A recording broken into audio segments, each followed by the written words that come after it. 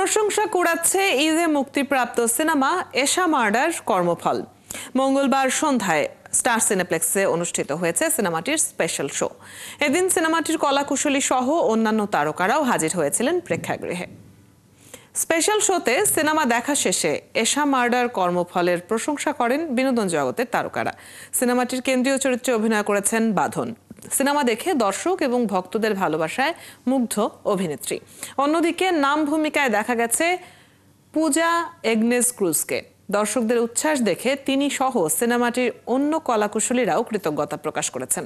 Cinema দেখে দর্শকরা জানান তারা অনেকদিন পর দারুণ এক গল্পের সিনেমা দেখলেন। সামনে এই ধরনের সিনেমা তারা আরও দেখতে চান। ভীষণ আনন্দ লাগছে। আজকে আমার সব প্রিয় মানুষরা এসছে সিনেমাটা দেখতে। আপনারা সবাই দেখেছেন, আমার সাংবাদিক ভাই বোনেরা দেখেছে। আমি ভীষণ খুশি। তা এশা মার্ডার কর্মফল দেখলাম, খুব ভালো লেগেছে।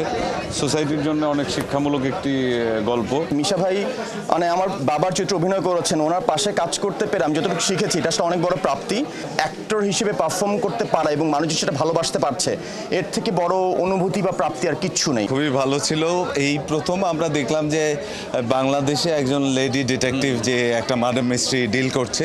সবাই এশা বলে ডাকছিল এবং সবচেয়ে ভালো লাগছিল একটু আগে চঞ্চল ভাইয়া আমাকে ডাকছিল এই এশা, কংগ্রেচুলেশনস। থ্যাঙ্কস টু অল, সকল দর্শককে, সবাইকে, পুরো টিমের।